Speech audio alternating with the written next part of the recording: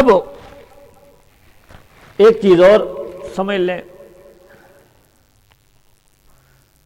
کہ فتنہ جو ہوتا ہے بعض اوقات زہری چیز کا انکار کرتا ہے اور بعض اوقات زہری لفظ باقی رکھ کے اس کی حقیقت کا انکار کرتا ہے. فتنہ جو ہے بعض اوقات زہری چیز کا انکار کر دے گا اور بعض اوقات جو ہے وہ لفظ باقی ہوگا، کہے گا ہم تسلیم کرتے ہیں، لیکن اس کی حقیقت کا کیا کرے گا؟ انکار کرے گا. سمجھ آ رہی بات؟ مثلا جو لوگ ختم نبوت کے منکر ہیں، آپ ان کو کبھی بات کریں گے وہ کہیں گے ہم ختم نبوت مانتے ہیں. ہمارے حضرت کاڑوی رحمۃ اللہ علیہ، کیونکہ ہمارا جو گاؤں تھا اس میں مرزائی بہت تھے، مانتے تھے کہ یہ لوگ اپنے گھروں کے باہر لکھتے ہیں پاک محمد مصطفیٰ نبیوں کا سردار خاتم النبیین. عوام مسلمان کہتے ہیں یار یہ لوگ مسلم مولوی کہتے ہیں کہ یہ ختم نبوت کے منکر ہیں، یہ تو کہہ رہے ہیں پاک محمد مصطفیٰ نبیوں کا سردار خاتم النبیین. ایت بھی لکھی ہوئی ہوگی ان کے دیواروں پر، کتابوں میں، ما کان محمد ابا احد من رجالکم ولکن رسول اللہ و خاتم النبیین. اب علماء سارے کہتے ہیں کہ یہ ختم نبوت کے منکر ہیں اور وہ کہتے ہیں کہ ہم ختم نبوت کے قائل ہیں. بات سمجھ آ رہی؟ آپ جب کہیں گے تو کہتے ہیں کہ ختم نبوت کے تو قائل ہیں، لیکن وہ معنی جو مولوی بیان کرتے ہیں ہم وہ نہیں مانتے. جھگڑا تو مولویوں کے ساتھ ہے ہمارا، اللہ کے نبی کے ساتھ تو نہیں ہے. مولوی کہتے ہیں ختم نبوت کا معنی یہ ہے کہ محمد صلی اللہ علیہ وسلم کے بعد کوئی نبی نہیں آئے گا. ہم اس معنی کو نہیں مانتے. کیوں؟ ہمارے نزدیک معنی یہ ہے، خاتم کا معنی لغت میں اٹھا لو مہر ہوتا ہے، خاتم النبیین کا معنی نبیوں کی مہر. پہلے اللہ تعالیٰ خود نبی بناتے تھے، پھر مہر حضور کو دے دی، حضور جس کو چاہے مہر لگا کے نبی بنا دے.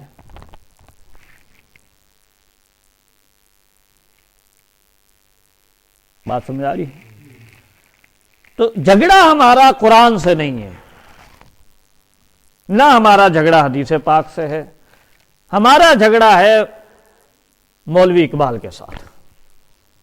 یہ کہتا ہے ختم نبوت کا معنی ہے کہ حضور محمد مصطفیٰ آخری نبی ہیں، ان کے بعد نبی کوئی پیدا. ہم کہتے ہیں کہ بھائی حضور کی شان اتنی بلند ہے کہ اللہ تعالیٰ نے وہ جو نبیوں بنانے والا کام خود تھا حضور کو دے دیا کہ تم مہر تمہارے پاس ہے، جس امتی کو چاہو نبی بنا دو. بات سمجھ آ رہی؟ اب آپ کیا جواب دیں گے؟ جھگڑا مولوی سے ہے، قرآن سے بھی نہیں، حدیث سے بھی نہیں. سمجھ آ رہی ہو؟ حضرت کاڑوی رحمۃ اللہ علیہ مثال سناتے تھے کہ ایک آدمی تھا، نماز جماعت سے ہو رہی تھی تو وہ آیا اور اپنی نماز اکیلی پڑھنی شروع کر دی. اپنی نماز اکیلی پڑھنی شروع کر دی. لوگوں نے نماز ختم کی، اس کو کہا یار تو نے گھر سے بھی آیا ہے، مسجد میں ٹھنڈے پانی سے وضو بھی کیا ہے، تو جماعت سے نماز پڑھ لیتا، 27 نمازوں کا ثواب.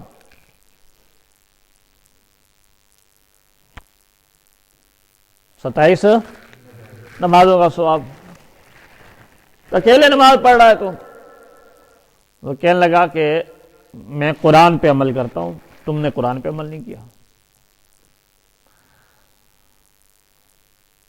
ابھی قرآن میں کہاں لکھا ہوا ہے کہ اکیلے نماز پڑھو؟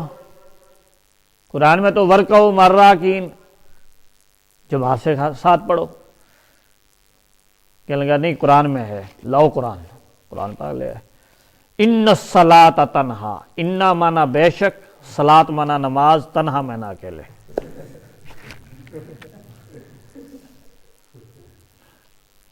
سمجھ آ رہی بات؟ ان الصلاۃ، ان مانا بے شک، صلاۃ مانا بے شک نماز، تنہا. انہوں نے کہا اللہ کے بندے یہاں تنہا عربی کا ہے، اردو کا تو نہیں. بات سمجھ آ رہی ہے؟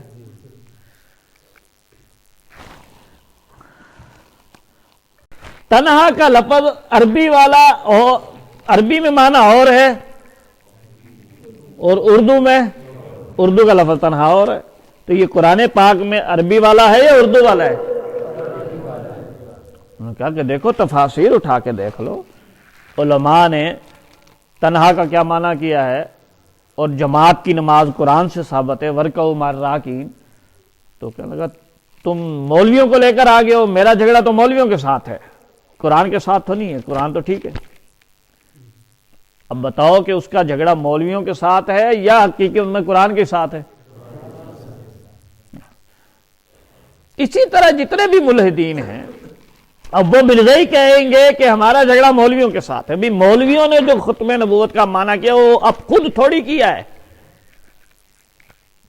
وہ قرآن پاک کے سیاق و سباق کو دیکھ کر کیا ہے، احادیث متواترہ کی روشنی میں کیا ہے. بات سمجھے؟ اکیلا لفظ ہوتا ہے اس میں جھگڑا ہو جاتا ہے، لیکن سیاق و سباق جب ساتھ ہوتا ہے پھر جھگڑا